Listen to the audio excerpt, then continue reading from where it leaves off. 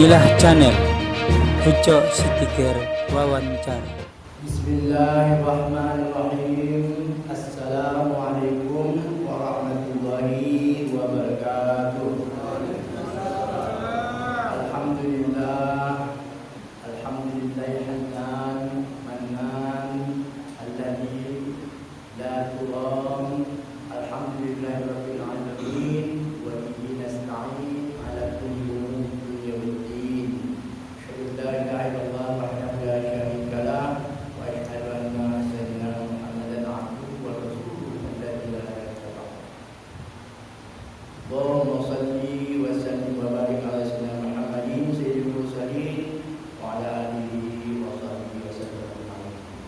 Yang sama-sama kita hormati Bapak Wakapolres Kota Tanjung Balai yang ada bersama kita, yaitu Bapak Haji Bandung, SHLH, serta seluruh jajaran yang hadir.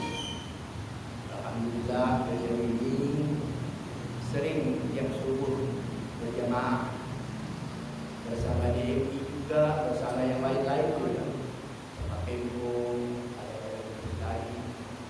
Dan alhamdulillah beliau ini, wakil kita ini juga seorang dai, ya, seorang yang paham tentang agama.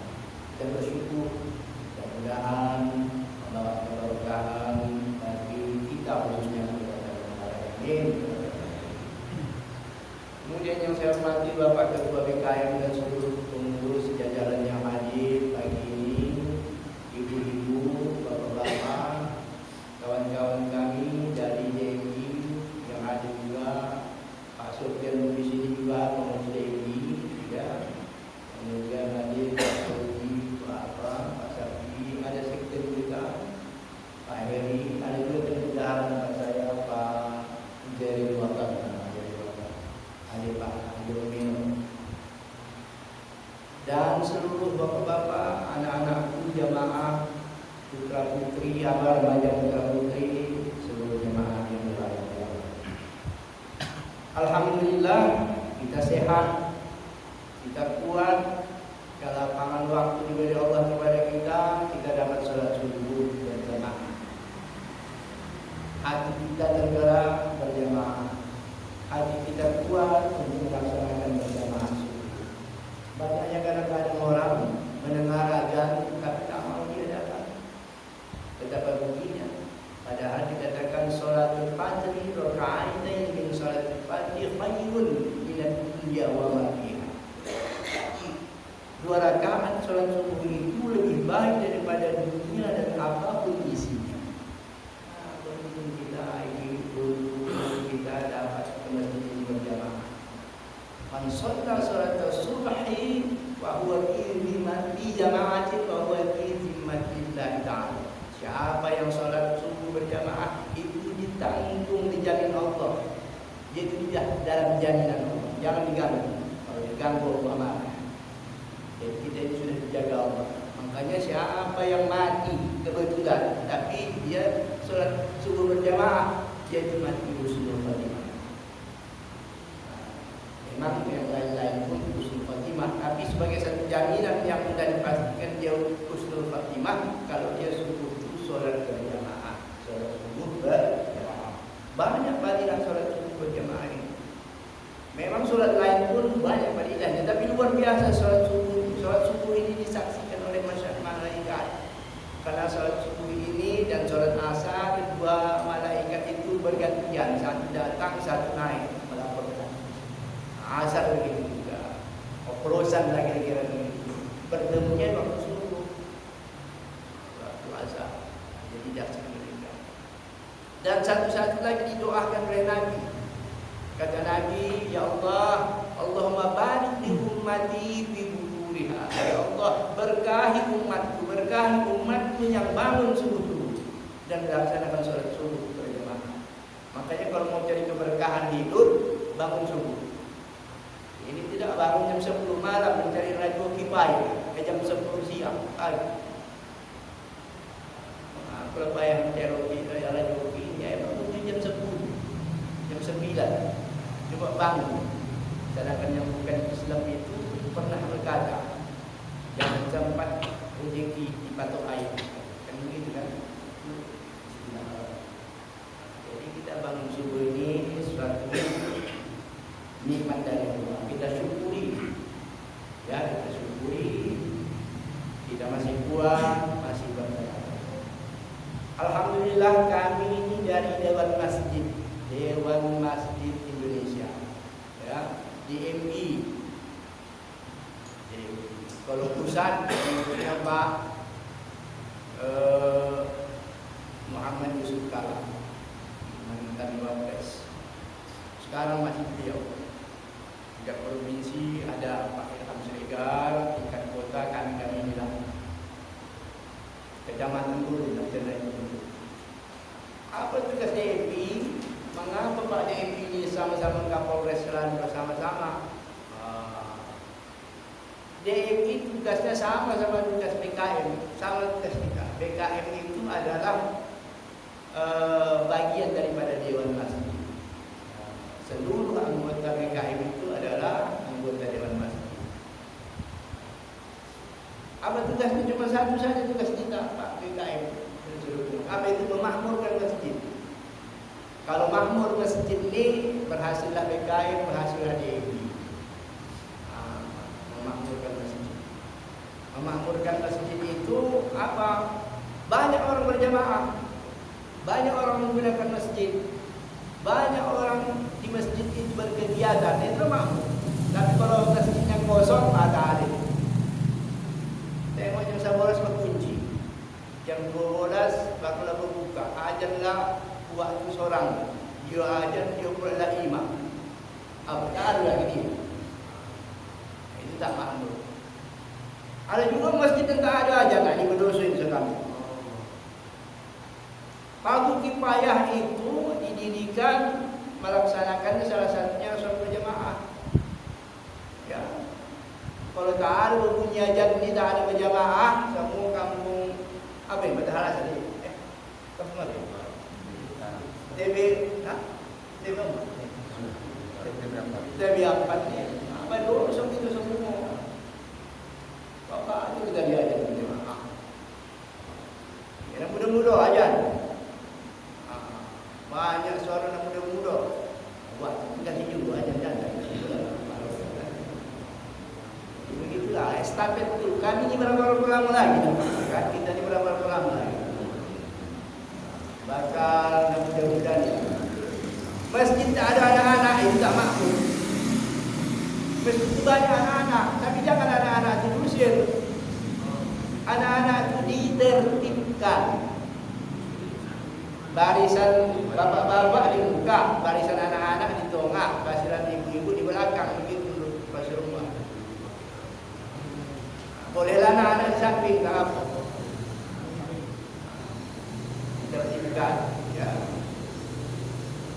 Jadi dalam Al-Quran dikatakan makanan musyrikin ayyahum masajid Allah. Tak pantaslah orang musyrik memakmurkan masjid. Ya iyalah. Masa orang musyrik memakmurkan masjid?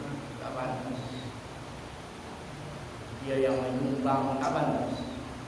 Dia mengirim boras, tak pantas. Ajo-ajo itu orang musyrik. Siapanya? Innama ya'muru masajid Allah man amana billah. Siapa yang sesungguhnya yang memakmurkan masjid itu adalah orang yang mengaku dia beriman kepada Allah. Apa lagi? Innama ya'muru masajid Allah man amana billahi wal yaumil akhir. Para mengaku dia ada nanti hari akhirat, ada surga, ada neraka, yang ini. Wa aqamas shalah. Juga yang memakmurkan masjid itu adalah orang yang mendirikan sholat. Asal mendirikan sholat yang berjamaah memakmurkan masjid. Wa atas zakat, mengeluarkan zakat dia juga, bersering bersedekah, berinfak. Ya, wala yakhsha apa? Dia tidak menganggap takut kepada siapapun illallah. Innama ya'muru masajid Allah man amana billahi wal yawmil akhir wa aqama as-salah wa ata zakat wa lam yakhsha illallah. Tak ada yang ditakutinya kecuali Allah.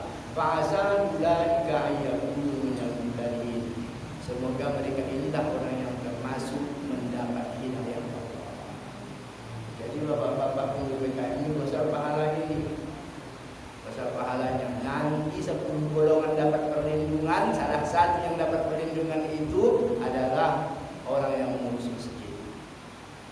sab'atun yuzilluhumullahu fi zillihi yawma la yazillu illa fi zillihi. 7 golongan orang yang dapat perlindungan nanti di akhirat. Kalau nanti dihisab dia VIP duluan, tak ada diganggu-ganggu. Siapa itu? Imamun adilun, pemimpin yang adil, wa syabun nasya'at fi ibadatillah, pemuda-pemuda yang selalu ke masjid. Siapa lagi? Rajulun qalbuhu mu'allaqun bil masjid, pribadi-pribadi yang selalu hatinya mengurus masjid. Jadi jangan bilangkan mengurus masjid ini tak dibayar. Yang membayar itu langsung Allah Subhanahu wa taala. Makanya mengurus masjid itu jangan minta bayaran. Imam, khatib, apa lagi, pengurusnya semuanya niatkan hati tak mau dibayar, tak menerima bayaran, tak karena dibayar, baru dapat pahala. Tapi pengurus masjid jangan juga disimpan duit di dalam tabung, dalam kas 40 juta tabungan kita tak digunakan. Betul? Kalau perlu nol rupiah apa kita selalu kira. Kenapa? Semua digunakan. Ada imam dibayar, ada khatib dibayar, ada mengaji guru dibayar, bersih dibayar, pengantar sunat dibayar, semua. Ada yang miskin, yang duafa, udah gawat nampak awak undang ke masjid santuni. Dari mana? Uang tabung boleh. Apa? Emang begitulah fungsi. Tak boleh. Tapi yang bertugas di sini jangan karena uang baru bertugas. Yang membayarnya nanti cuma PKM, tak dibalas oleh Allah. Kalau mau mengharap balasan Allah, pahala dari Allah yang tak bisa kita hitung hitung, ikhlas.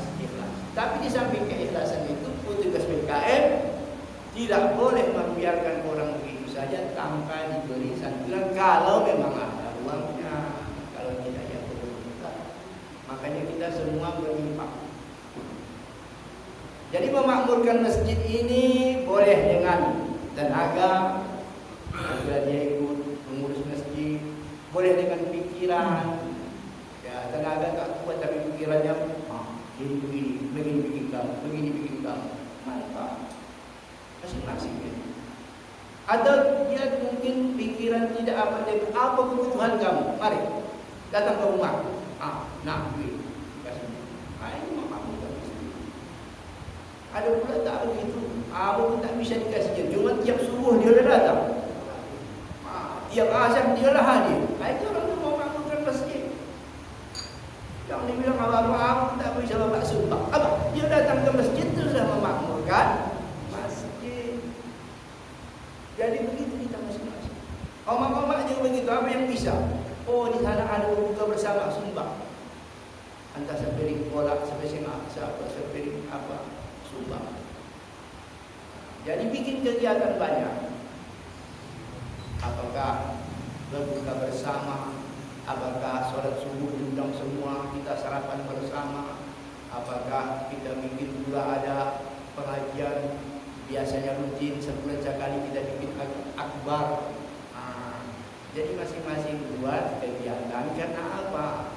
Ini masjid adalah satu-satunya tempat berkumpulnya umat Islam tanpa menengok apapun jabatannya, apapun partainya, apapun golongannya, apapun mazhab. Di masjid ini lagi gitu. Yang mazhab apapun dia, kalau sudah jadi imam, yang lain wajib mengikut. Kalau di sini pakai Bismillahirrahmanirrahim, berarti wajib satu, kan gitu kan? Andai kata di muka kita pakai Bismillah, kebetulan menjadi imam, Alhamdulillahirabbil alamin arrahmanirrahim, berarti dia imam Hanafi. Wajib kita ikut, jangan lupa kok. Itu adalah perbedaan kecil yang dibolehkan di dalam agama. Agama ini berdalil ada satu qat'i pasti, tak bisa berbeda. Itu namanya dalil qat'i. Salat 5 waktu sehari semalam, salat fardu 5 waktu sehari semalam, itu qat'i dalilnya. Qat'i itu pasti, jelas, tak bisa ijtihad. Memang begitulah. Dibikinnya pula 3 kali. Mana bisa? Ada bikinnya bahasa Indonesia, mana bisa? Tak bisa, itu sudah jelas ya. Qat'i bahasa Arab. Kemarin ada yang jawab kan, ditukar di bahasa Indonesia. Alhamdulillah dengan segala puji bagi Dia Allah kan bisa. Mungkin juga bahasa Inggris tak bisa. Jadi Allah diberi untuk manusia wah tak bisa. Walaupun dia tahu bahasa Inggris tak bisa. Kenapa? Memang sudah kontrak ini. Kontrak itu pasti jelas dari Quran dan diterjemahkan, dijelaskan oleh Rasulullah SAW. Ada juga di dalam agama ini itu dalilnya zonni. Zonni itu tidak jelas. Maksudnya tidak jelas. Al-Quran tak merinci, hadis juga tak merinci. Hadis itu bolehlah kita berijtihad. Tapi tak macam begitu ni dia berijtihad tu siapa? Imam Syafi'i, Imam Hanafi, Imam Hambali, Imam Ghazali, Auza'i. Kelasnya itu sudah mahir Al-Quran, mahir bahasa Arab, mahir hadis, mahir sebab-sebab turun Quran, sebab-sebab datangnya hadis, mahir usul fikih, mahir pula ilmu yang lain. Sudah semua barulah dia disebut dengan tingkat ijtihad. Dalil itu ada Quran, ada hadis dua. Quran sunnah. Tak ada Quran sunnah. Yang ketiga, ijma' ulama. Inilah dalil. Ulama itu bermusyawarah. Dulu tak ada transfusi darah. Jarum suntik zaman Nabi tak ada. Sekarang ada. Apa hukumnya? Macam mana hukumnya ni? Apa ijtihad ulama? Dalam Quran tak ada soal darah orang dipindahkan ke darah orang. Ada hukumnya. Hadis tak ada. Tapi ada prinsip-prinsip dikasih oleh Quran, dikasih oleh hadis, prinsip-prinsip. Apa ijtihadlah ulama ini? Apa ijtihadnya? Kalau demi kesehatan, menyelamatkan jiwa, sesuatu yang dianggap tak ada itu boleh, mubah. Bahkan kalau menyelamatkan nyawa wajib. Tapi itulah ijtihad. Itu sudah kelas ijtihad. Tapi kalau solat 5 waktu sehari semalam berbahasa Arab lengkap dengan rukun-rukun segala itu tak perlu ijtihad. Udah qat'i. Jadi supaya kita memahami hukum itu begitu ya. Jadi qat'i, ada yang zoni baru kita lapangan ini. Kunut itu pernah dibuat Nabi. Pernah tak dibuat Nabi. Bagaimana ini? Maka perlu ada ijtihad. Bagaimana kesepakatan sahabat? Sahabat juga ada berkunut, ada juga tak berkunut. Akhirnya kesepakatan itu lahir jadi ijma' ulama. Yang berkunut silakan, yang tak berkunut tunggu saja. Nanti imamnya rukuk baru rukuk. Begitu. Jadi ada lapangan yang boleh diijtihadkan, ada yang tidak. Jadi mari kita makmumkan masjid. Itulah kami dari DMB ini mengajak, mari kita makmumkan masjid dengan apapun yang bisa kita buat. Mudah-mudahan kita termasuk jadi rajulun qalbuhu mu'allaqun bil masjid. Alhamdulillah. Yang kedua tadi katanya tausiah. Tausiah saya kita. Tadi sudah masuk masjid tausiah. Yang pertama kita sekarang ini menghadapi sedikit lagi hari raya Idul Adha. Bulan Dzulhijjah. Bulan Dzulhijjah ini ada beberapa amal yang disuruh oleh Rasulullah SAW. Jadi kalau bisa beramal lagi di bulan Dzulhijjah. Apa kata Nabi? Nabi itu kalau bulan Dzulhijjah puasa. Puasanya itu boleh pilih. Mulai tanggal 1, tanggal 2, tanggal 3, tanggal 4, tanggal 5, tanggal 6, tanggal 7, tanggal 8, tanggal 9. Boleh jelas, sunnah hukum. Ya, karena Rasulullah sallallahu alaihi wasallam shaumu bi tis'al Dzulhijjah. Itu dari Muslim. Adalah Rasulullah SAW itu puasa 9 hari bulan Dzulhijjah. Tis'ah 9. Kalau tasik hari yang ke-9. Dia tak gunakan kata tasik. Kalau hari ke-9 itu hari Arafah. Tapi dia tis'ah 9 lah. Kalau begitu boleh 9 hari. Tapi ada hadis lagi menguatkan 2 hari lebih kuat. Apa itu? Hari ke-8. Siapa yang puasa hari ke-8 daripada Dzulhijjah, puasanya itu menghapus dosa 1 tahun. Ada lagi satu hadis, siapa yang puasa hari yang ke-9, itu ke-9 itu hari Arafah. Man shoma shaumul Arafah, ya yukaffiru, dia akan mengampuni sanatin madiyatan wa sanatun mustaqbilatan. Siapa yang puasa pada hari Arafah, dia akan diampuni dosanya selama 2 tahun. 2 tahun, 1 tahun yang lalu dan 1 tahun yang akan datang. Hadis riwayat Imam Muslim. Dia akan datang kan kita tak tahu. Maknanya Allah akan pelihara kita. Kalau terjadi dosa-dosa kecil, itu nanti sudah dihapus melalui sholat ke sholat itu menghapus dosa-dosa kecil. Jadi dipeliharanya kita tak melakukan dosa besar. Puasa Arafah. Kapan itu? Bu, puasa Arafah itu tanggal 9 hari Senin. Kapan itu puasa tarbiyah namanya? Besok tanggal 8. Hari ini apa? Hari ini puasa Dzulhijjah. Niatnya macam mana? Sama saja, sengaja puasa besok hari menunaikan sunat Dzulhijjah karena Allah Taala besok apa? Sabtu hari ini. Besok sengaja puasa menunaikan sunat Tarawih karena Allah Taala besok. Pas Arafah sengaja hari puasa besok hari menunaikan sunat Arafah karena Allah Taala. Itu jadi puasa. Sumu tasih. Puasalah kamu. Puasa itu bikin sehat. Alhamdulillah sehat. Alhamdulillah. Pak Wakani Senin Kamis puasa. Dulu beliau ini katanya sama saya pernah sakit, pernah letter. Sudah hampir diponis dokter. Bakal dioperasi, campur. Mau tidak berkerja kalau campur hati. Tapi belum tahu. Pasrah dan begitu puasa Senin Kamis. Sekarang dia ada lagi. Cerita.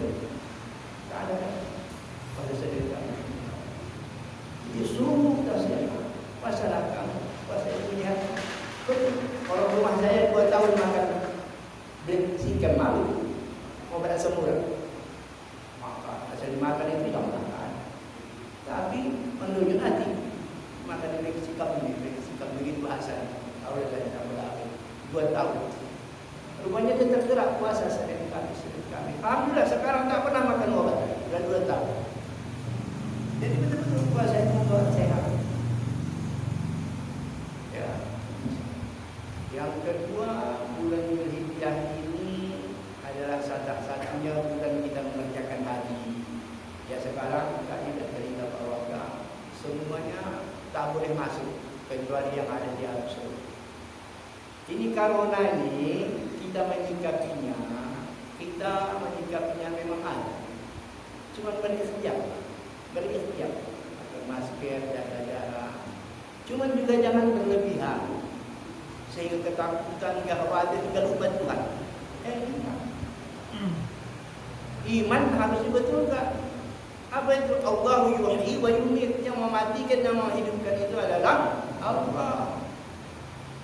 Kalau berikhtiar silakan. Tapi jangan semua tiap hari cerita kita COVID saja. Itu pun kok dibuka TV pening kepala. Hari itu COVID saja. Kalau saya tak saya tengok lagi. Zikirlah kepada Allah. Berserahlah kepada Allah. Jangan tinggalkan iman. Ikhtiar silakan ikhtiar. Begitu dikapi. Jangan berlebihan. Alhamdulillah Sumatera Utara ini tak ditutup masjid. Kau ditutup keseluruhannya. Alhamdulillah Sumatera Utara pasang badan gubernurnya. Sumatera Utara tak ada. Tutup. Banyak ke masjid nama bantang. Kalau ada gubernur kalau di Jawa mungkin sudah beda.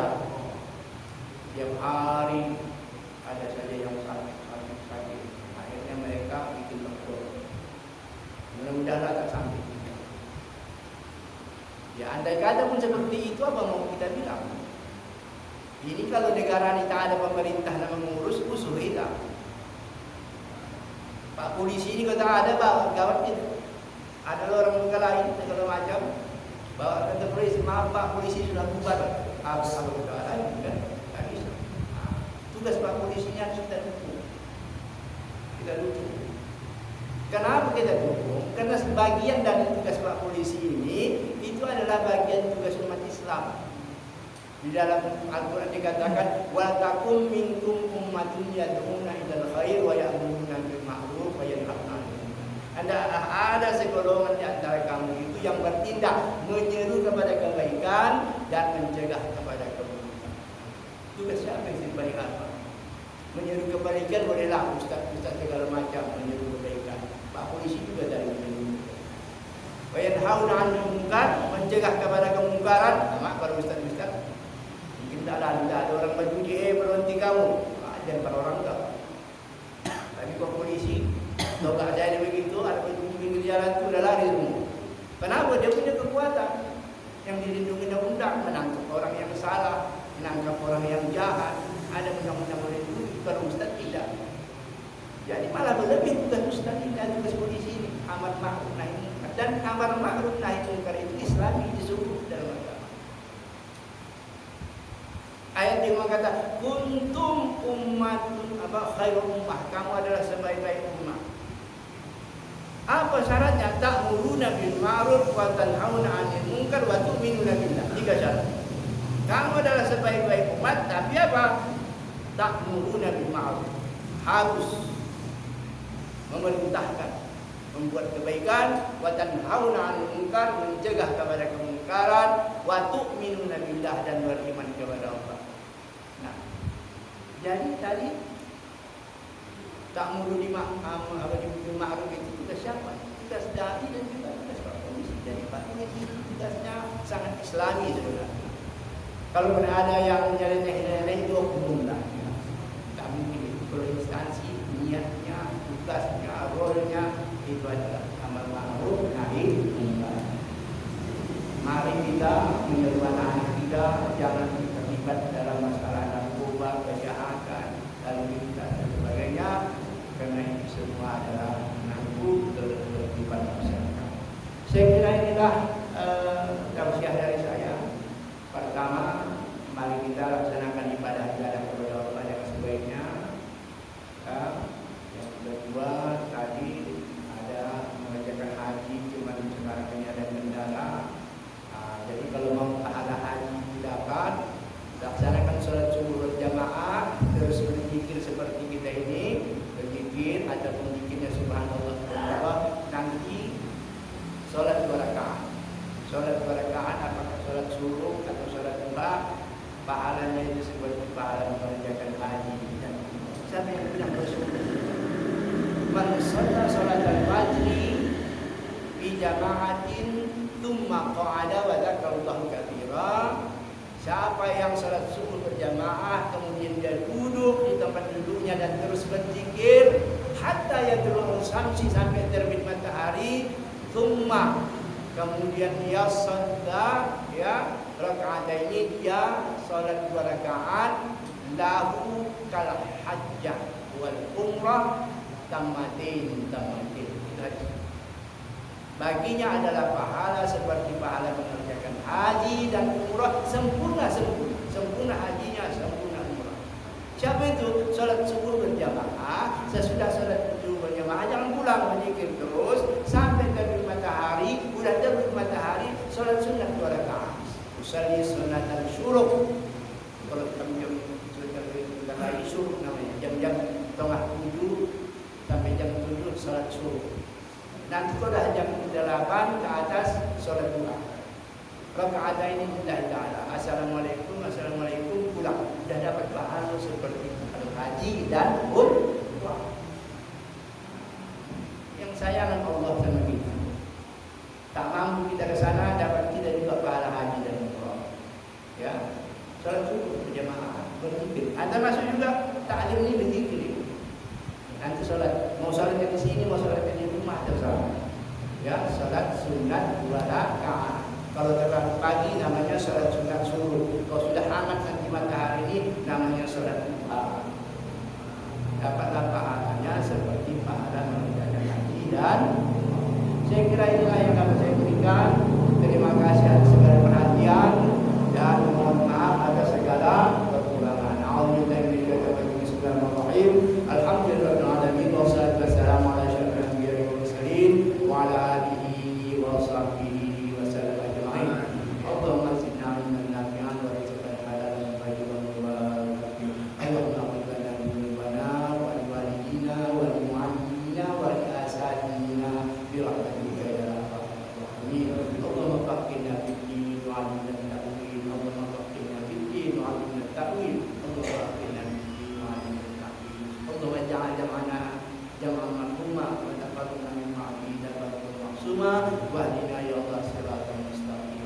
Rabbana atina fid dunya hasanah wa fil akhirati hasanah wa qina adzabannar. Wa sallallahu wasallam alaihi walhamdulillahi rabbil alamin. Billahi taufiq wal hidayah. Wassalamualaikum warahmatullahi wabarakatuh.